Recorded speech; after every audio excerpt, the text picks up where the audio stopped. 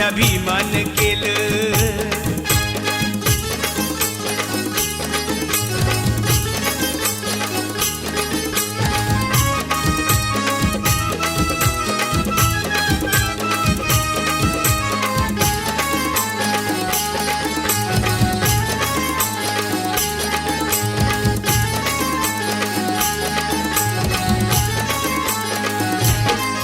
राज दरबारी अशी केली या कारागिरी, लोकशाहीचा तुरा लिहून आपल्या शिरी.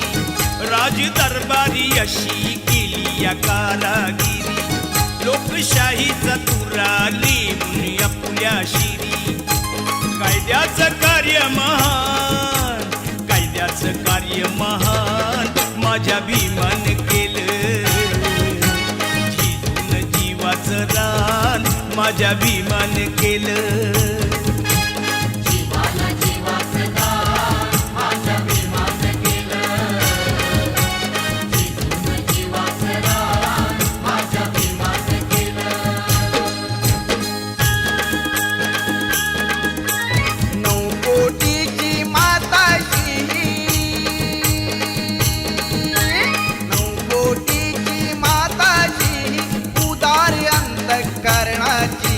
रमाई झाली स्फूर्ती ज्योती भीमराव आंबेडकरांची. रमाई झाली स्फूर्ती ज्योती भीमराव आंबेडकरांची. रमाई झाली स्फूर्ती ज्योती भीमराव आंबेडकरांची. सम्मा सम्बुद्धो भगवा बुद्धं भगवन्तं अभिवादे.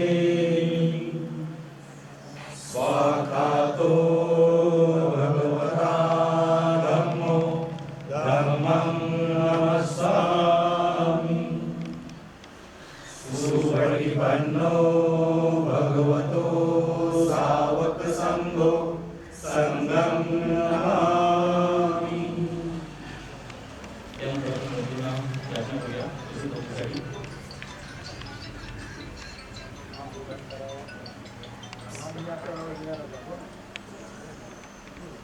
ओकासवन्दा विवन्दे भारतेन मया कृतं सर्वं अपराधं क्षमतु मे वन्दे. द्वितीयम्पि ओकासवन्दा विवन्दे भारतेन मया कृतं सर्वं अपराधं क्षमतु मे वन्दे. तृतीयम्पि ओकासवन्दा विवन्दे भारतेन मया कृतं सर्वं अपराधं क्षमतु मे वन्दे. ओकासमयं वन्दे तिसरणेन पञ्चशीलं धम्मं याचाम. अनुगं कृत्वा शीलं देतमे वन्दे. द्वितीयम्पि ओकासमयं वन्दे ईशरणेन सह पञ्चशीलं धम्मं याचाम. अनुगं कृत्वा शीलं देतमे वन्दे. तृतीयम्पि ओकासमयं वन्दे ईशरणेन सह पञ्चशीलं धम्मं याचाम. अनुगं कृत्वा शीलं देतमे वन्दे. वन्दे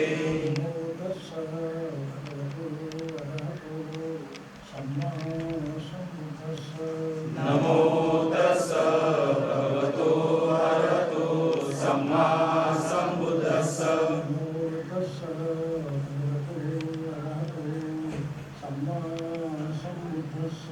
नमो तस्स भगवतो अरहतो सम्मा सम्बुद्धस्स.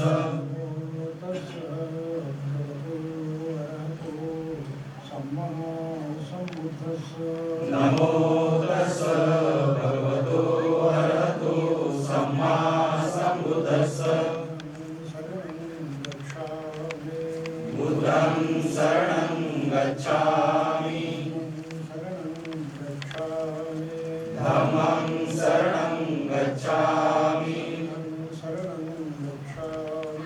संघं शरणं गच्छामि. बुद्धं शरणं गच्छामि धम्मं शरणं गच्छामि द्वितीयंपि धम्मं शरणं गच्छामि संघं शरणं गच्छामि द्वितीयंपि संघं शरणं गच्छामि तृतीयंपि बुद्धं शरणं गच्छामि तृतीयंपि धम्मं शरणं गच्छामि तृतीयंपि संघं शरणं गच्छामि मध्ये पाणातिपाता वेरमणि सिक्खापदं समादयामि कामेषु मिच्छाचारा वेरमणि सिक्खापदं समादयामि मुसावादा वेरमणि सिक्खापदं समादयामि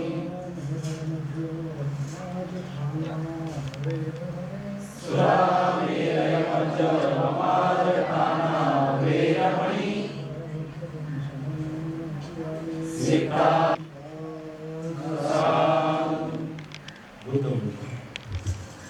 यामि मुनिन्द्रस्य श्रीपाद सरोरुहे पूजे बुद्धं कुसुमेन नयेन पूजेन मेतेन ददामि मोक्षं पुष्पं विलायति यथायुधं मे कायो तथा याति विनाशभावं धनसारपरितेन दीपेन तमदंसिना इलोकदीपं सम्बुद्धं पूजयामि तमोनुदं सुगन्धिकाय वदनम् अनन्तगुणगणागतं बुद्धं धम्मं च सङ्घं सुगततनुभव धातु धातुगम्भे लङ्काय जम्बुदीपे इदसपुरवरे नागलोके चतुपे सभ्ये बुधस्य बिम्बे सकलसहिते केशवो मारिधातु वन्दे सभ्ये विबुधं दशवदनुगणं बोधिचेत्यं नमामि वन्दामि चेत्यं सब्बं सब्बटानेषु परिविरं सारैकधातु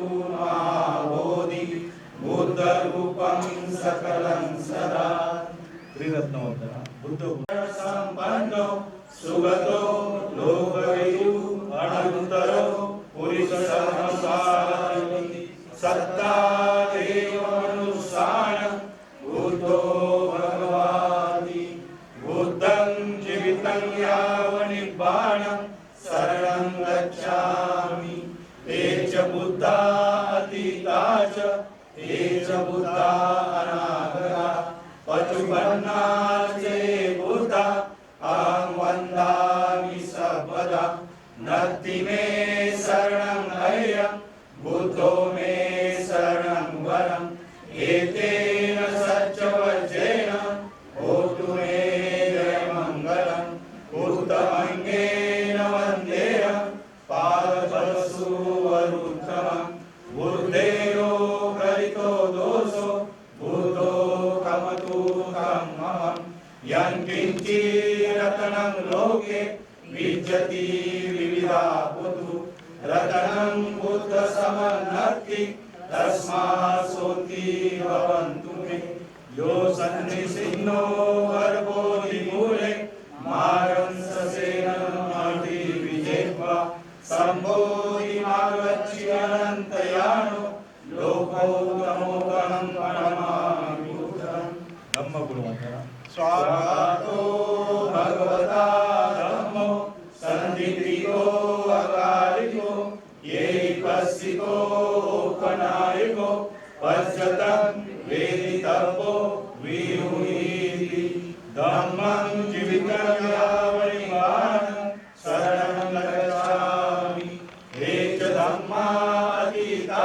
च हे च धम्मा अनागता पचुपन्ना च ये धम्मा अहं वन्दामि सर्वदा नत्ति मे शरणं गह्यं धम्मो मे शरणं वरम् एतेन सच्चवचेन भूतु मे जयमङ्गलम् बुद्धमङ्गेन वन्देऽहं धम्मं च त्रिविधं वरम् धम्मेयो कलितो दोषो धम्मो नमतु तं मम यं किञ्चिरतनं लोके विद्यते विद्यापतु रतनं धम्मसमं तस्मासोति भवन्तु मे रट्टङ्गिको हरियोगतो जनानं मोक्षप्रवेशा उद्यो अमग्गो धम्मो अयं सन्तिकरो पनितो सुपटिपन्नो भगवतो सावकसङ्गो पूजिपटिपन्नो भगवतो सावकसङ्गो न्यायपटिपन्नो भगवतो सावकसङ्गो सामीचिपटिपन्नो भगवतो सावकसङ्गो यदिदञ्चत्कारि पुरुषयोगानि अष्टपुरुषभूतला ये स भगवतो सावकसङ्गो आहुनैयो आहुनैयो दक्षिणैयो अञ्जलिकरणीयो अनुत्तरं पुण्यकेतं लोकसादिः संगं जीवितं यावनिर्वाणं शरणं गच्छामि ये च संघातीता च ये च संघा अनागता पचुपन्ना च ये संघा अहं वन्दामि सर्वदा नत्ति मे शरणं गह्यं संघो मे शरणं वरम् एतेन सच्चवचेन यं किञ्चिरतनं लोके विद्यते विद्यापतु रतनं संघसमं नत्ति तस्मासोति भवन्तु मे संघो विशुद्धो वरदक्षिणेयो सन्तीन्द्रियो समलभ्येनो गुणैः समधिपत्तो अनासौ तं प्रणमामि संघम् बहुदेवा मनुषा च मङ्गलानि अचिन्तयु आकण्ठमाना सोतारं ब्रूहि मङ्गलमुत्तमम् असेवनाच्च बालानं पण्डितानं च सेवना पूजा च पूजनीयानम् एतं मङ्गलमुत्तमम् पतिरूपदेशवासो च पूर्वे च गतप्रियता अर्थसमापनिधि च एतं मङ्गलमुत्तमम् बाहुसजं च शिवं च विनयो च सुशिक्षितो सुभाषिता च या वाचा एतं मङ्गलमुत्तमम् माता पितृपठानं पुत्रसङ्गो अनाकुलाचकं मन्ता एतं मङ्गलमुत्तमम् दानं च धर्मचर्या च अर्यकारणं च सङ्गो अणवञ्चानि कर्माणि एतं मङ्गलमुत्तमम् आरती विरति पापा मज्जपानात् च संयमो अपमादो च धम्मेषु एतं मङ्गलमुत्तमम् गारवो च विवातो च सन्तुतिः च कथयुता कालेन धर्मश्रवणम् एतं मङ्गलमुत्तमम् कान्ति च शोचसत्ता श्रवणानं च दर्शनं कालेन धर्मसागरचा एतं मङ्गलमुत्तमम् तपो च ब्रह्मचर्या च आर्यसच्चादर्शनं निवारणशस्त्रक्रिया च एतं मङ्गलमुत्तमम् उट्टश्लोकधर्मे चित्तं व्यसनकम्पति अशोकं विरजं क्षेमम् एतं मङ्गलमुत्तमम् एतानि दिशानि तत्त्वानं सपतं अपराजिता सपत्र सोनिगच्छन्ति धम्मं नमामि अहं वन्दामि सर्वदा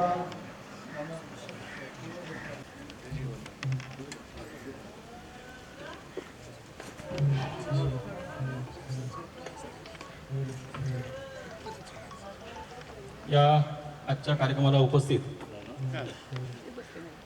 प्रमुख वक्ते जे आहे डॉक्टर रवी मनोहर ते आपण सर्वांना विनंती करतो आपला मोबाईल सायलेंटवर ठेवावा.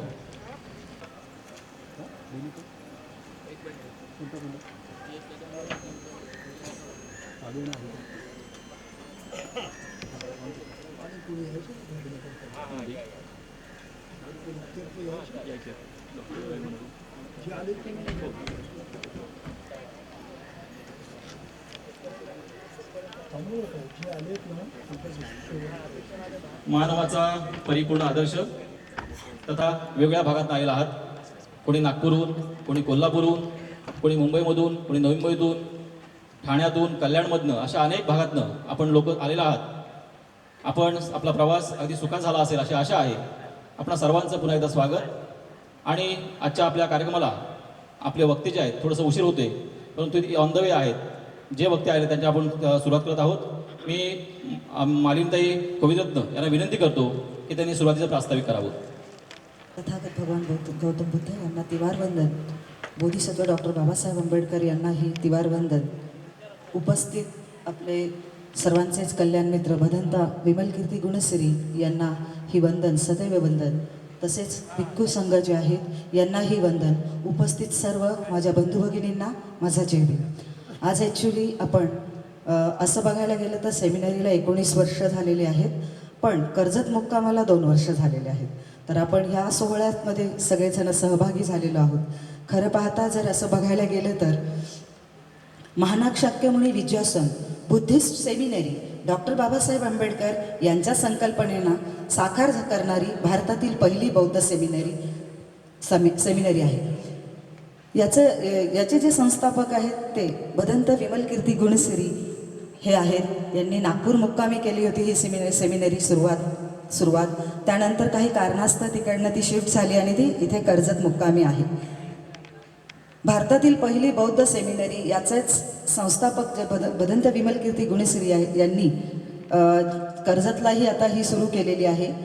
आणि कारण आपल्या सगळ्यांनाच माहिती आहे की आपण विहाराचे मालक बनतो, ते भिक्षू संघाचे असते, परंतु तसं होत नाही. पण ही एक पहिली एकमेव अशी सेमिनरी आहे भारतातली की तुम्हा आम्हा सगळ्यांच्या दानातून जे निर्माण झालेलं आहे ही ती सेमिनरी. आणि ही सेमिनरीचे कागदपत्र भंते भिक्षू संघांकडे ते दान केलेले आहे. म्हणजेच ही पारंपरिक पद्धतीने ही जी सेमिनरी आहे ही म्हणजे त्याची सुरुवात झालेली आहे. तसेच ती इथे सगळ्या म्हणजे उपासकांनी ती अर्पित केलेली होती सेमिनरी. त्याच्या यांनी केलेले आहे कारण माणूस घडवायचा कार्यक्रम हाच या अनुषंगाने आपल्याला हे आदर्श दिसत आहे. तसेच इथे प्रत्यक्षात जे म्हणाल तर प्रॅक्टिकल आस्पेक्टमध्ये इथे काम करून घेतलं जातं. तुम्हाला इथे आमचे भिक्षू संघ तसेच शामनेर दिसत असतील. यांना प्रत्यक्ष प्रॅक्टिकल आस्पेक्टमध्ये प्रत्येक गावामध्ये जाऊन ते काम करत आहेत.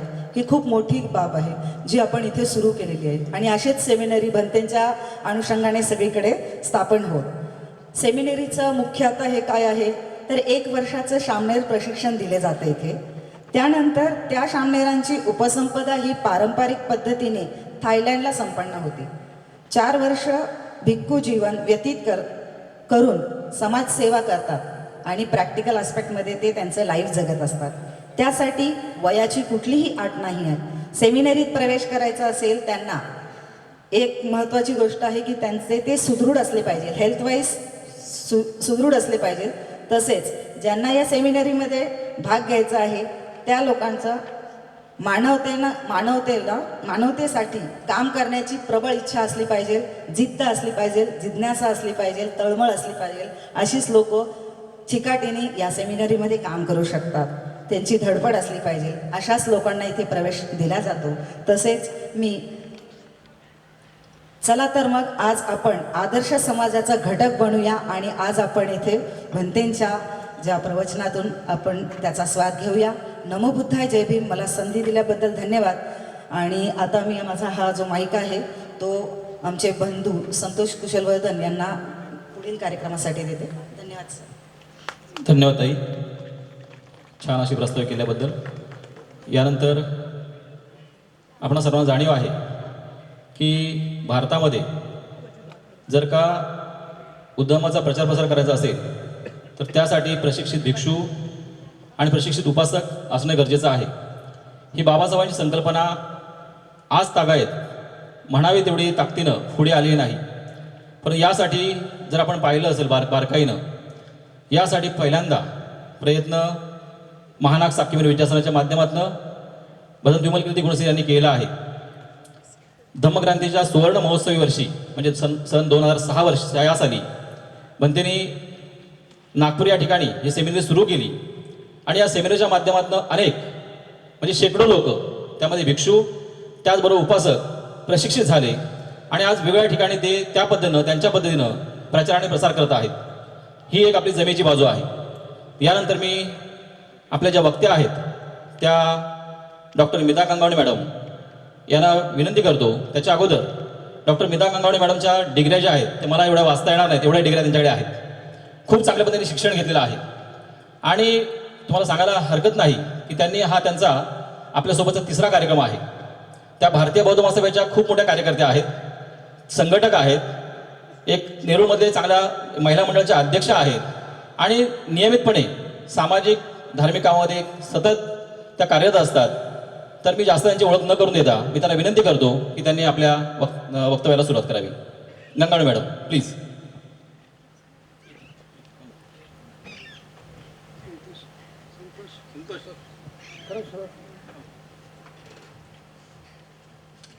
मला वाटलं होतं की माझा नंबर थोडं उशिरा येईल, पण काही हरकत नाही. मला पहिलाच नंबर आला आहे, तर थँक्यू सो व्हेरी मच. आदर्शांना वंदन, भिक्खू संघाला वंदन. आदरणीय आपली जी गुणसारी भिक्खू आहेत त्यांना पण त्रिवार वंदन करते. आपण सगळे इथे आलात, सगळ्यांना खूप खूप हार्दिक शुभेच्छा. सगळ्यांना जय भीम. आवाज आला पाहिजे ना, जय भीम. जय भीम मध्ये किती ऊर्जा आहे माहिती आहे ना आपल्याला सगळ्यांना. तर आज 1956 साली जेव्हा बाबासाहेबांनी धम्मदीक्षा दिली तेव्हा त्यांच्या मनात काय असेल, त्यांना काय बघायचं असेल, त्यांना असं काहीतरी बघायला आणि आपल्या सानिध्यात म्हणजे आपण जे जोडलेलो आहोत हे खूप महत्त्वाचं आहे. जवळपास आता 70 वर्ष म्हणजे होतील. आता सध्या 69 चाललेलं आहे. तर आपल्याला एवढं वर्ष लागले समजायला की बाबासाहेबांना का अभिप्रेत होतं. ही खूप मोठी शोकांतिका आहे. पण हरकत नाही, उशीर आलो, पाऊल उचलले, कुठेतरी आपण हे सक्सेस करून घ्यायचं आहे. बाबासाहेबांचं जे स्वप्न होतं भारत बौद्धमय करण्याचं ते आपण करूया. ती आपली प्रत्येकाची जबाबदारी आहे.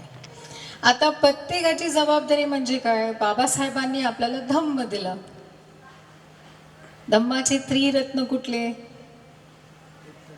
कुठले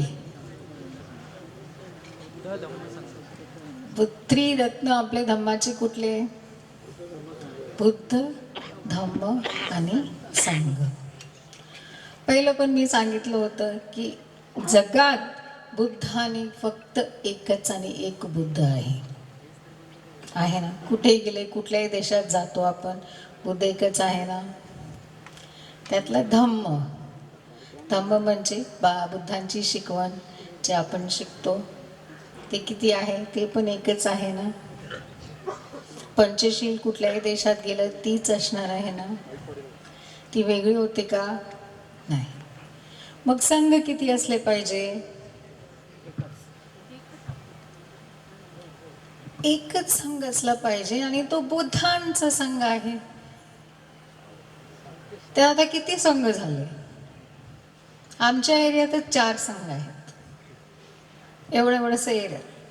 एका संघामध्ये कमिटी बनते, अध्यक्ष, सेक्रेटरी, खजिनदार.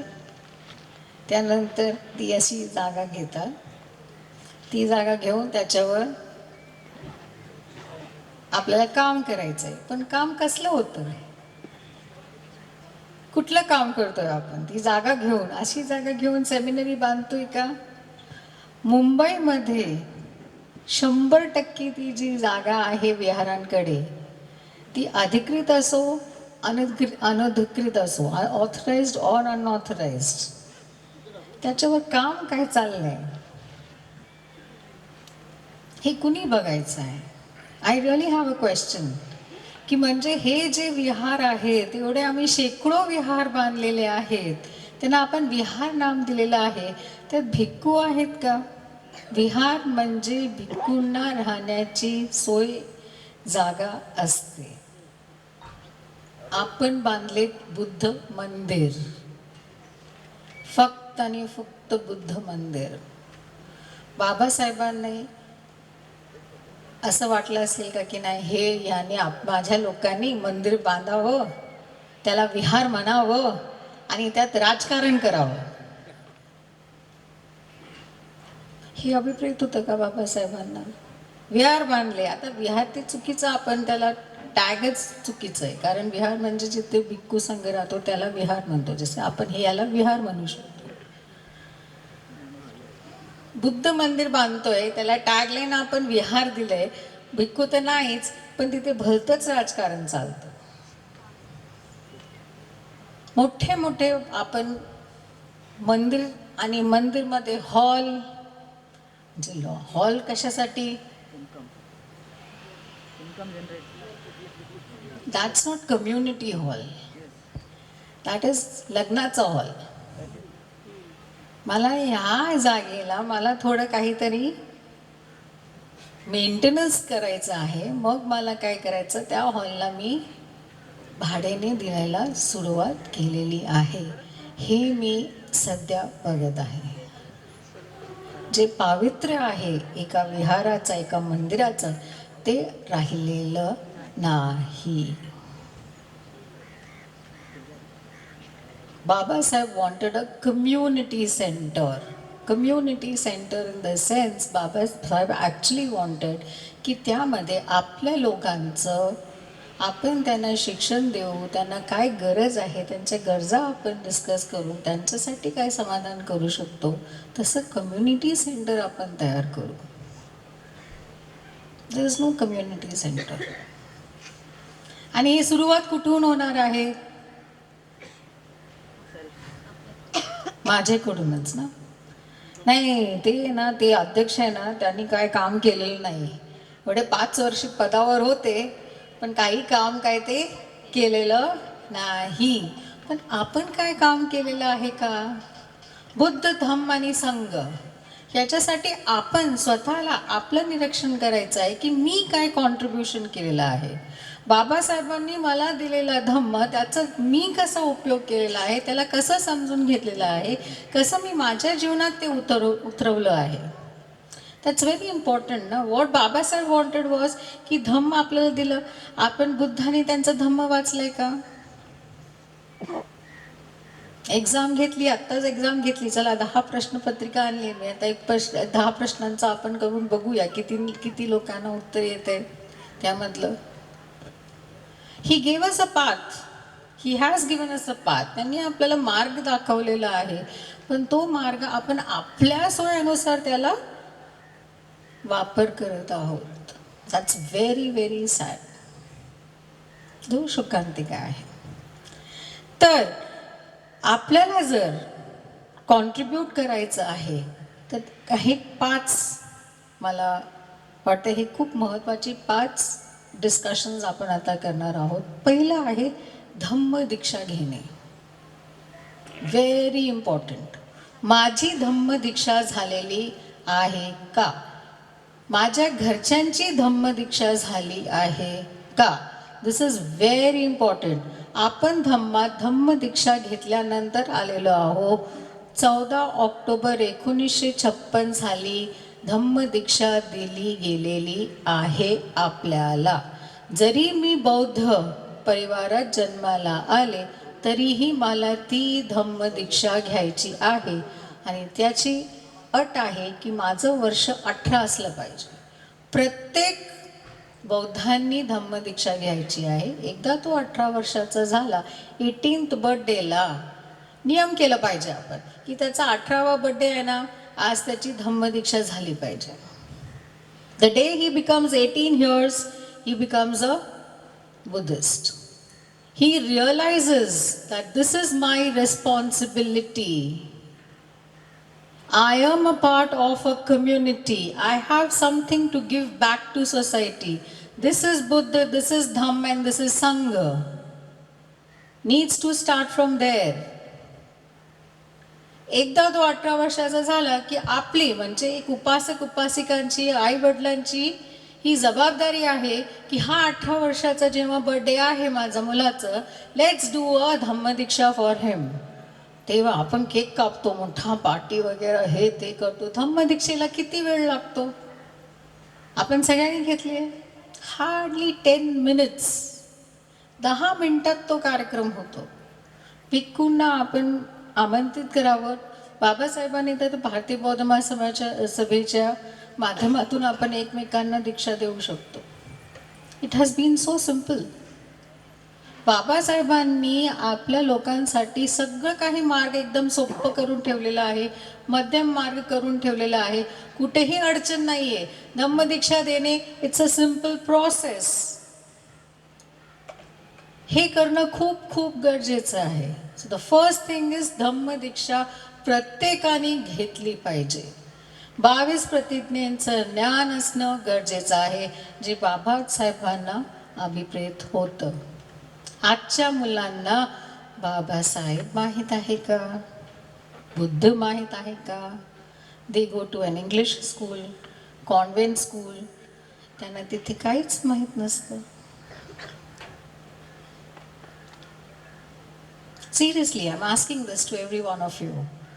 माझा हा प्रश्न आहे सगळ्यांना की आपल्या मुलांना बुद्ध बाबासाहेब माहीत आहे का?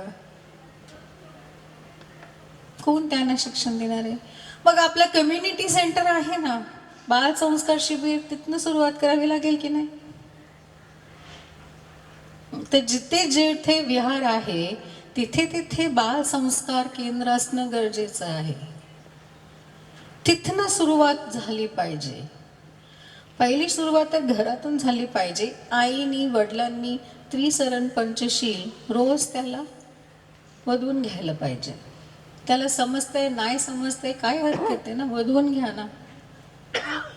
I actually belong to a Hindu, then came to Buddhism.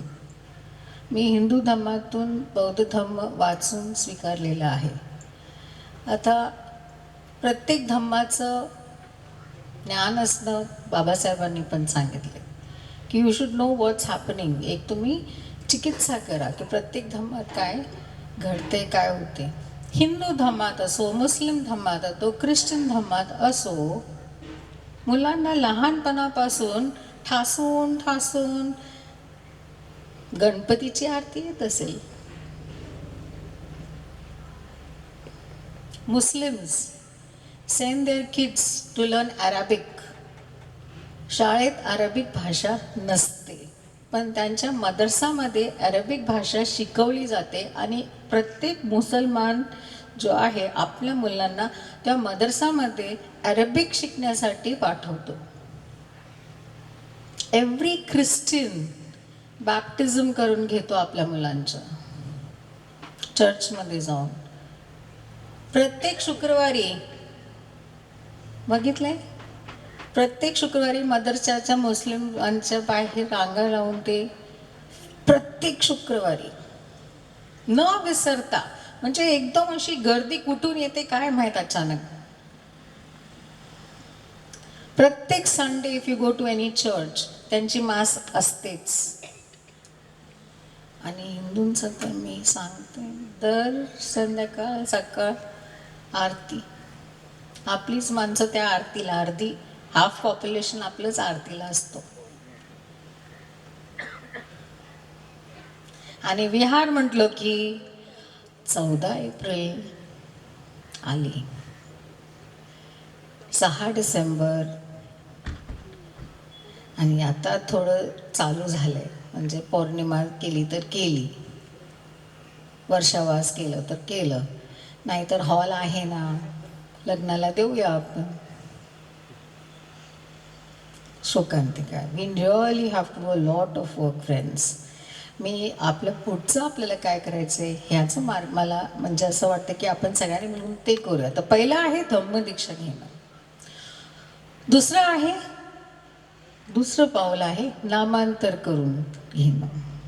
नामांतर करणं गरजेचं आहे, खूप खूप गरजेचं आहे असं मला पण वाटतं. तो मी कामाला गेले, मला ॲक्च्युली मी कॉर्पोरेटमध्ये कामाला होते, इंटरव्ह्यूला गेले, तर मी काय केलं होतं, माझ्या नावाच्या पुढे मी मीता गंगावणे आहे ना, अगोदर मीता जीच होतं, आय वॉज अ गुप्ता, मीता गुप्ता, ते मी मीता गंगावणे असं. पण मला आहे ना एक एक्सपेरिमेंट करून घ्यायचं होतं. मला फक्त माझी केपेबिलिटी म्हणून मला जॉब मिळते की नाही, मी जीच लावलं फक्त. आदर आहे ना, मीता जी, तसं पण आदराने झालं, मीता जी झाले. मी बायोडेटामध्ये खरं सांगते, हे दिस इज इन फॅक्ट, मी फक्त मीता जी लिहिलं आणि माझं पूर्ण बायोडेटा जसं होतं ते फॉरवर्ड केलं. How does it make a difference? जर मी केपेबल असेल, मला ती म्हणजे जागा भेटेलच ना. जस्ट एन एक्सपेरिमेंट, की मला प्रश्न विचारताना काय विचारतील ते. आणि लकीली त्यांनी माझं आडनाव विचारलं नाही. म्हणजे 3-4 राऊंड होते. मी वोडाफोनला नॅशनल लेवलवर मला एक अपॉर्च्युनिटी आली होती आणि मी 4th राऊंडला म्हणजे 4th राऊंडपर्यंत गेले. आणि 4th राऊंड म्हणजे CEO माझं फायनल इंटरव्ह्यू होता. तेव्हा फक्त त्यांनी विचारलं, वेअर आर यू फ्रॉम? तुम्ही कुठून आहात? तेव्हा मी सांगितलं, I am actually from UP, now I am in Maharashtra. That was the only time. जर तुम्ही केपेबल असाल, nobody is looking at what your religion is, where are you from, तुम्ही कुठून आलात, काय करताय, तुमची केपेबिलिटी हे तुमचं ॲक्च्युअल, तुमचं पर्सनॅलिटी तुमची इज यू, म्हणजे दॅट इज यू. तुम्ही कोण आहात, त्याच्या पुढे कांबळे लावा, गंगावणे लावा, गुप्ता लावा, काही लावा, डझंट मेक अ डिफरन्स. तुमची पर्सनॅलिटी इज व्हेरी इम्पॉर्टंट. ती आपल्याला डेव्हलप करायची आहे. पण त्यात सरनेम येतो. आता मी तुम्हाला सांगितलं, हिंदू धम्मात, आपल्या धम्मात आले, आता हे तुमचं आडनाव काय? भाई गंगावणे. तुमचं गाव कुठलं? मी बोले सातारा. नाही, तुमचंच गाव सांगा, तुम्ही कुठून आहात?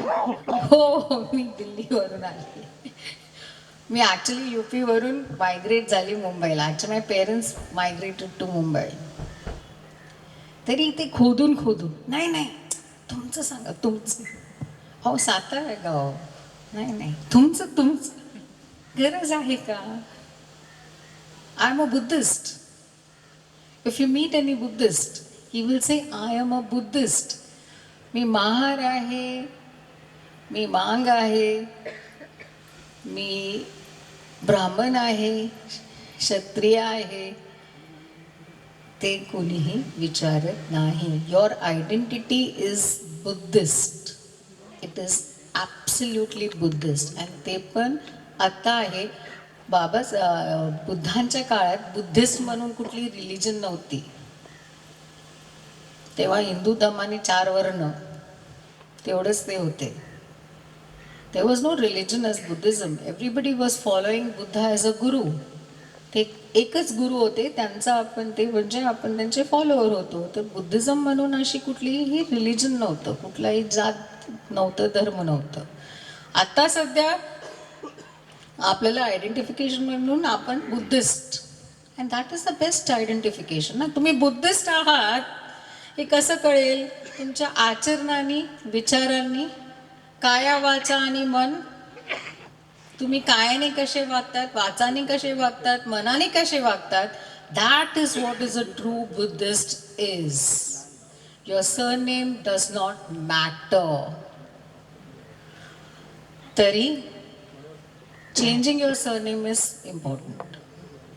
जे मागचं होतं ना आपलं, जर आपल्याला ते खोडून काढायचं असेल, नाही I am a Buddhist, I am a pure Buddhist नाव, तर तो नामांतर करणं गरजेचं आहे. एक छोटंसं उदाहरण आहे. बाबासाहेबांचं नाव आंबेडकर होतं का? सरनेम होतं की नाही? नाही ना. काय होतं मग? बदललं ना नाव. ते काय बोलले नाही मला नको आहे, डजंट मॅटर ना. But Ambedkar, doctor Babasaheb Ambedkar, the surname is very important for us today. At that time it did not matter. It is his personality, his work which matters even today. जे काम त्यांनी केलेलं आहे त्याच्यावर आपण त्यांना डॉक्टर बाबासाहेब आंबेडकर कामामुळे, त्यांच्या कामामुळे आपण त्यांना आज ओळखतो. That is why the surname Ambedkar has become important because of his work. त्यांनी ते काम केले म्हणून आंबेडकर इम्पॉर्टंट झाले ना. आज कुणी आंबेडकर लावला आणि हो मी आंबेडकर फॅमिलीमधून आहे म्हणजे आंबेडकर आहेत का? त्यांचे विचार घेतलेले आहेत का त्यांनी? They are just using the name.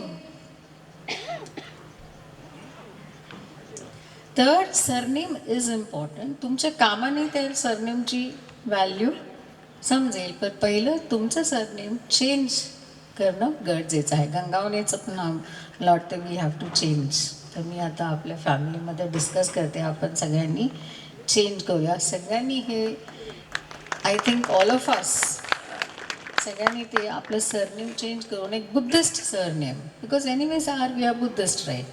नाही पण जे घाबरणार आहे ना, मी आता पण सांगते, I am telling you on this and it's getting recorded, की जे घाबरणार आहेत ना ते कधीच सरनेम चेंज करणार नाही. ज्यांना दोन्ही नावामध्ये बसायचं आहे, हिंदू धर्म पण करायचं आहे, बौद्ध धर्म पण करायचं आहे, ते कधीही नामांतर करून घेणार नाही. They want best of both the worlds but they are on the wrong path. तर हिंदूमध्ये मग मला सगळं करायचं आहे, मला आता हे उपवास तपवास सगळं करायचं आहे, मला ते सणवार आपलं सगळ्यात मोठा सण दिवाळी असतो. ताईंना विचारलं तुम्ही हे फराळ कशासाठी बनवताय? आपण तर करत नाही, आपलं तर 14 एप्रिलला. नाही आमच्या घरात ताट येते ना. एक्सक्यूज बघा ना, आमच्या घरात ताट येते ना, मग ताटामध्ये आम्हाला पण द्यायचं नाही का काय? दिस इज रिअल एक्सपिरियन्सेस. एका ताईला म्हटलं बालसंस्कार केंद्र, आपण नेरूळमध्ये जे सेंटर आहे आमचं, म्हणजे बुद्धविहार आहे, तिथे बालसंस्कार केंद्र चालायचं. आपण म्हटलं मुलांना बोलवा, तर पहिल्या दिवशी 80 मुलं आलीत. फर्स्ट संडे 80 मुलं आलीत. एकदम छान चाललेलं आमचं संस्कार केंद्र. थोडं गळायला सुरुवात. नेहमी असतं ना आपलं कार्यक्रम, तसंच असतो ना, एकदम भरभराट असतो आणि मग थोड्या वेळ दिवसांनी तो असं गळून मग 20, 25, 30 अशी संख्या झाली आणि ते पण छान. त्यातला एक मुलगा होता, ही वॉज व्हेरी ब्राईट. म्हणजे जेव्हा आपण शिकवतो ना आपल्याला कळतं की हा मुलगा चांगला, त्याला धम्म कळेल, त्याला he will understand it very well. तर तो यायला पण झाला आणि त्याच वेळेत, म्हणजे आमची 11ची टायमिंग आणि त्याला मी 11ला सायकलवर खेळताना बघते त्याच्या सोसायटीमध्ये. मी त्याला बोलवलं, काय झालं बाळा, तू तर छान एवढं म्हणजे संस्कार घेत होता. माझ्या आईने नाही म्हटलंय जायचं तिकडे. मी म्हणले का? तुम्ही म्हणता ना देव नाही म्हणून. देव नाही ना, तुम्ही अशा शिकवता ना, म्हणून तिने सांगितलंय तिथे जायचं नाही. And he actually said this to me. मला त्यांनी सांगितलं हे की नाही तुम्ही असं शिकवता ना, देव नाही म्हणून आईनी सांगितलंय तिथं जायचं नाही. आईच्या पुढे कोण काय बोलू शकतं का? आई तर पहिली शिक्षिका. जर तिने सांगितलं असेल की नाही जायचं तर तो मूल येणारच नाही ना आमच्याकडे. तर आपण तर असे विरोधक त्याला वाटत असेल की ही बाय दिसली की सायकल इकडे फिरवायची.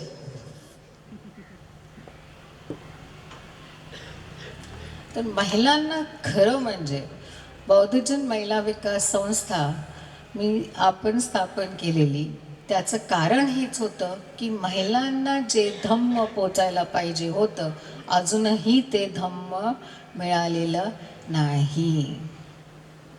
ही त्यांनी स्वतः त्यांची जबाबदारी आहे धम्म शिकून घ्यायची, ही आपली कुणाची जबाबदारी नाही.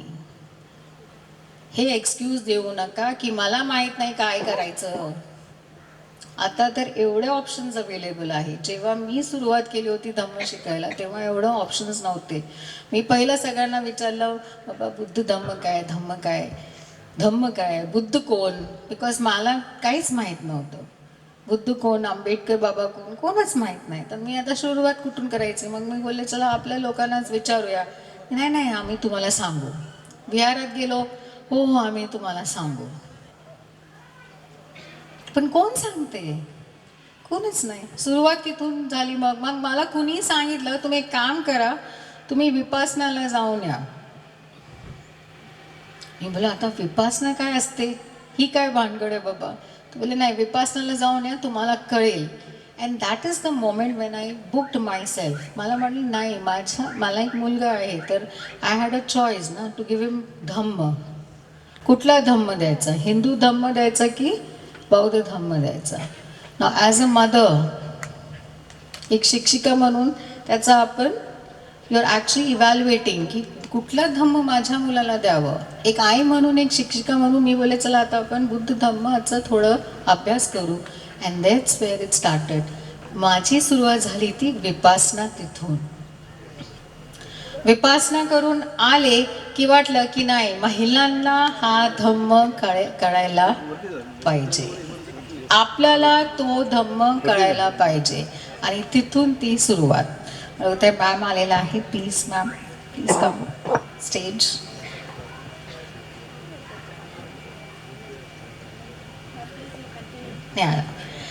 तर तसं तिथनं सुरुवात झाली. तर काया वाचा आणि मन. काया म्हणजे शरीर, वाचा म्हणजे आपण जे बोलतो आणि मन म्हणजे आपलं मन. मनाला जर आपल्याला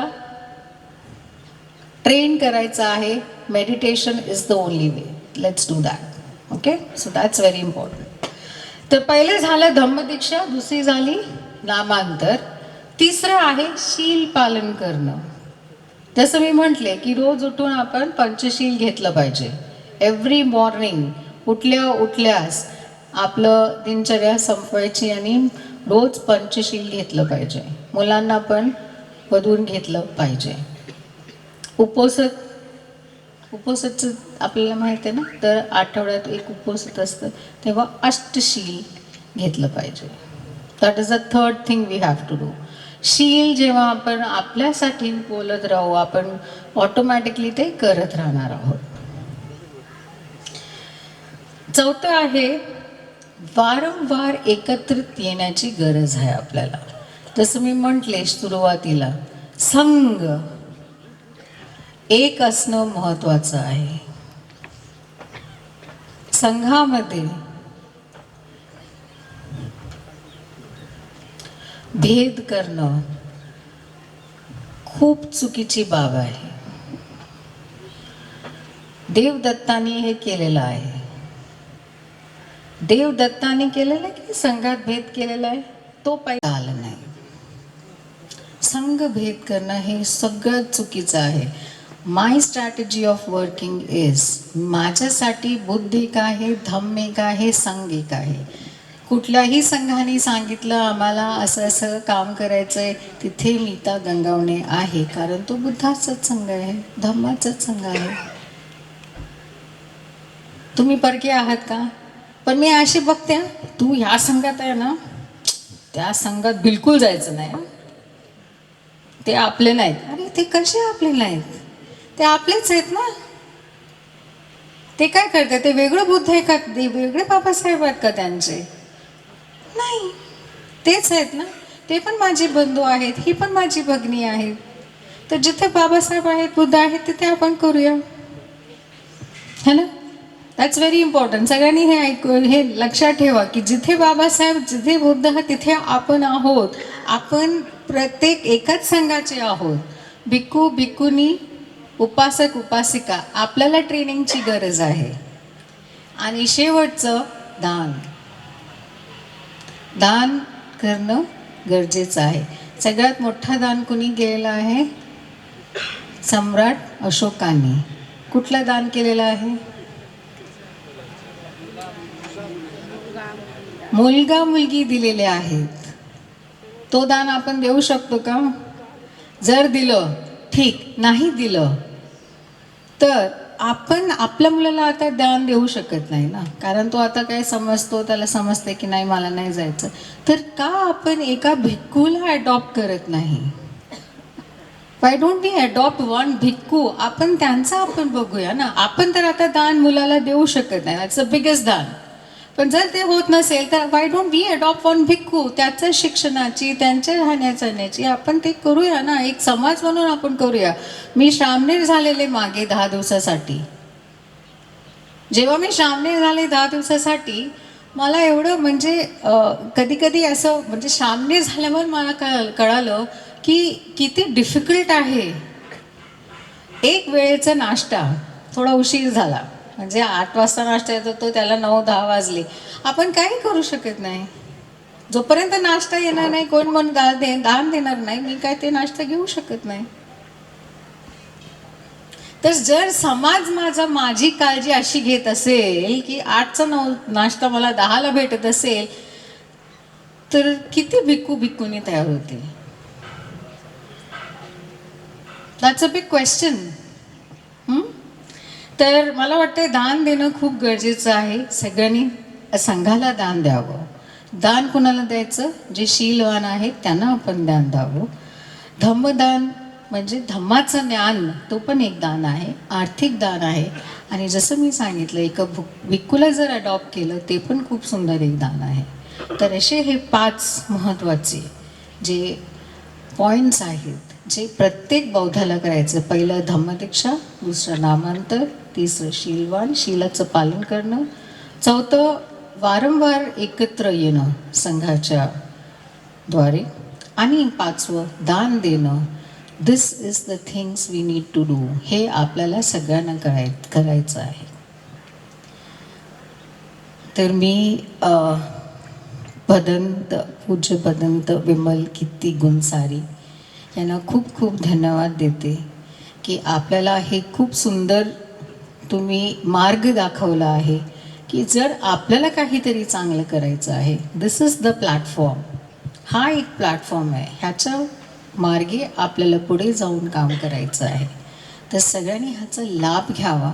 आपली जबाबदारी आहे ही सेमिनरी. आता मला कळालं की नागपूरला होती आणि ते लोकांनी घेतली, बट दॅट्स रॉंग अगेन. तर ही आपली जबाबदारी आहे की ही भिक्खूलाच दिलेली आहे, भिक्खूलाच राहू दे, भिक्खूंनीच ही चालवावी, आणि आपण त्यांना जी मदत असेल ती आपण करूया. ही शुभकामना करते की आपण ह्याला खूप पुढे घेऊन जाऊया. ही सेमिनरीला खूप मोठं करूया. जे जे आपल्याला कम्युनिटी सेंटर, जसं एक आदर्श कम्युनिटी सेंटर पाहिजे, आपण इथून सुरुवात करूयात. हीच मंगल कामना करते आणि इथेच थांबते. जय भीम, नमो बुद्धाय. Thank you madam. Thank you madam. Hello. धन्यवाद मॅडम. आपण खूप चांगल्या पद्धतीनं बोधिसत्व मिशन विशद केल्याबद्दल धन्यवाद मॅडम. यानंतर पुढच्या वक्ते ज्या आहेत डॉक्टर अनुप्रिया खोब्रागडे मॅडम, ह्या सोनवणे महाविद्यालय कल्याण या ठिकाणी प्राध्यापिका आहेत, आणि मॅडमचे मिस्टरसुद्धा बिर्ला महाविद्यालयामध्ये प्राध्यापक आहेत. मी जास्त त्यांचा परिचय न करून देता मॅडमना विनंती करतो, त्यांना जे पॉईंट दिलेले आहेत त्या पॉईंटवर बोलावं अशी विनंती करतो. धन्यवाद.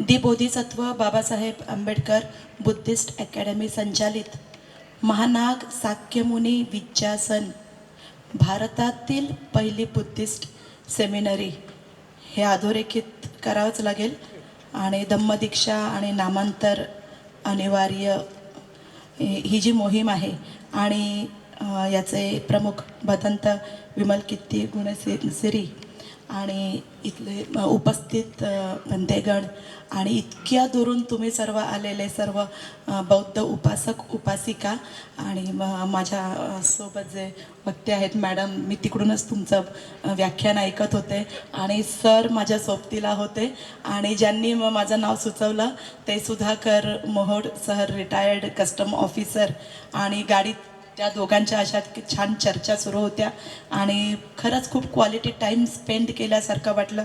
त्या मनाने खरंच माझा अनुभव ज्ञान फार फार कमी आहे, तोकडं आहे, तरी तुम्ही मला इथे बोलावलेलं आहे आणि आपला जे मुद्दे आहेत बऱ्याच प्रमाणात मला लक्षातच येत नव्हतं नेमकं काय.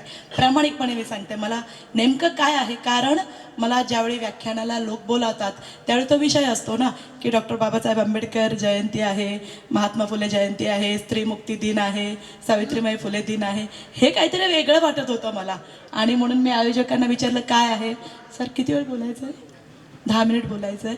तर मला हे खरंच कल्पना नव्हती या सगळ्या गोष्टींची, मला नीट लक्षात आलं नाही आणि उलट ते नामांतराविषयीचं मला उलट स्वतःचं ज्ञानात भर टाकून घ्यायला आवडणार आहे.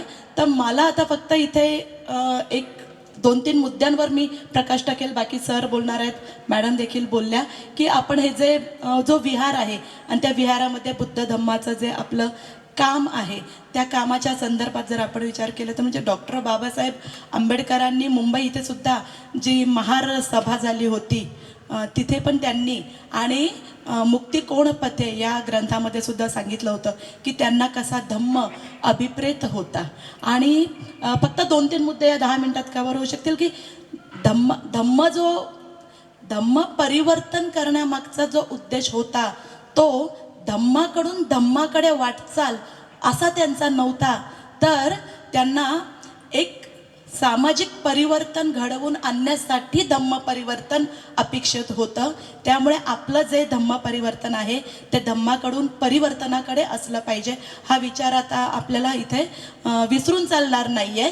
म्हणजेच जे धम्मामध्ये जे श्रद्धाभाव येतो तो श्रद्धाभाव न येता आपण इथे वास्तववादी, जडवादी आणि भौतिकवादी बनणं जे डॉक्टर बाबासाहेब आंबेडकरांना अपेक्षित होतं ते आपल्याला इथे त्याचा अवलंब करणं गरजेचं आहे मला असं इथे वाटतं. आणि त्यानिमित्ताने हे जी विहारं आहेत ती विहारं मला असं वाटतं फक्त धम्माचा काम करत नाही आहेत तर धम्माच्या व्यतिरिक्त सामाजिक परिवर्तनाचं, सामाजिक समतेचं सुद्धा काम करत आहेत. आणि इथून नजर टाकली तरी तिथे ग्रंथ दिसत आहेत. म्हणजे वाचन किती महत्त्वाचं आहे. म्हणजे सॅम्युएल जॉन्सन असं म्हणाले की जर तुम्ही वाचन केलं नाही तर तुम्हाला मेंटल मॅरेस्मस हा आजार होतो. तर इथे ग्रंथ आपल्याला इथे जर नजर टाकली तर आपल्याला कळते आहे. तर हे जे विहारं आहेत ती विहारं म्हणजे माझ्या जरी जी माहितीतली आहे त्यात त्यांनी केवळ फक्त धम्म चळवळ किंवा फक्त धम्माचा प्रचार प्रसार एवढंच कार्य सीमित ठेवलेलं नाही आहे, तर त्या व्यतिरिक्त सुद्धा काम त्यांनी हातात घेतलेलं आहे आणि ही खरोखर खूप कौतुकास्पद गोष्ट आहे. जसं माननीय बंतेजींनी हे काम हातात घेतलेलं आहे की संपूर्ण भारत बौद्धमय करणं ही सामाजिक चळवळ आहे. ही चळवळ आपल्या व्यक्तिगत जीवनाशी सुद्धा आहे, कारण भारत बौद्धमय झाला तर आपलं सरकार येणार आहे, आपलं राज्य येणार आहे, आपली सत्ता चालणार आहे आणि पुन्हा फिरून काय आपल्या धम्माचा पुन्हा प्रचार प्रसार होणारच आहे आणि आपला सर्वांगीण विकास याच्यातून होणार आहे. त्यामुळे मला आणखी एक इथे विहाराबद्दल सांगा असं वाटेल की कल्याणमधून मी आलेली आहे. इथे कल्याणमधले बरेच उपस्थित असतील त्यांना माहिती आहे की बुद्धभूमी फाउंडेशन तिथे सुद्धा जे भंतेजी होते त्यांनी जे बार्टी सारथी आणि जे मराठा आणि SC ST लोकांना जी फेलोशिप देतात ती फेलोशिप सरकारने बंद करून टाकली PhD करणाऱ्यांसाठीची. आणि ती जी मुलं होती ती हातभट्टीवर काम करणारे कामगार विड्या वळणारे कामगार त्यांची मुलं होती, त्यांची ती पहिली पिढी होती आणि ते मुंबईत आंदोलनासाठी आले होते, उपोषणाला बसले होते. भंतेजी तिकडे गेले आणि ती चळवळ विहारापर्यंत घेऊन आले आणि दिवसभर ते सगळे जवळपास 250 होते, त्यातल्या 101 विद्यार्थी तिथे उपोषणाला बसत होते. ते रात्री उपोषण संपल्यानंतर बुद्धभूमीच्या कल्याण वालधुनीच्या इथल्या विहारात ते मुक्कामाला यायचे आणि त्यावेळी तुमच्या आमच्यासारखे सगळे उपासक तिथे त्यांना सर्वतोपरी मदत करत होते. म्हणजे भंतेजींनी फक्त तो धम्माचा प्रचार एवढंच कार्य यांच्या भंतेजींसारखंच सीमित न ठेवता त्यांनी ती चळवळ जागवली आणि जगवली आणि तुमच्या आमच्यासारख्या उपासकांनी सुद्धा तन्मन धनाने त्यांना मदत केली आणि सरकारला या चळवळी म्हणजे जवळपास ती 52 दिवस चळवळ चालली. त्या विद्यार्थ्यांचा पास काढून देणं, त्यांचं आरोग्याची तपासणी, वेगवेगळे मंडळं येत होते, आज आमच्याकडून नाश्ता, आमच्याकडून जेवण वगैरे सगळी सोय त्यांची केली आणि ती चळवळ जागवण्याचं काम त्या विहारात झालेलं होतं. आणि त्या विहारामध्ये शैक्षणिक समिती वेगळी आहे, त्यानंतर माता रमाई स्मारक समिती वेगळी आहे, वेगवेगळ्या समित्या वेगवेगळ्या आघाड्यांवर लढता आहेत. म्हणजे इतकं मोठं काम विहार आता करता आहेत, ही खरंच आपल्यासाठी खूप सकारात्मक गोष्ट आहे. आणि आज आपण जे इथे आलेलो आहे ते म्हणजे आपण इथे येऊन काय मिळवणार आहोत तर आपण मैत्रीभाव आणि एकोपा आणि आनंद आपल्याला त्याच्यातून मिळणार आहे असं मला इथे वाटतं. म्हणून आपण इथे असं येणं खूप गरजेचं आहे. म्हणजे भगवान गौतम बुद्धांनी जो धम्म सांगितला तो धम्म आपल्याला आनंदी जीवन देतो आहे आणि डॉक्टर बाबासाहेब आंबेडकरांनी आपल्याला संविधानामध्ये समानता दिली आहे. या दोन्ही गोष्टी एकत्रितपणे आपल्याकडे इथे येत आहेत असं मला वाटतं.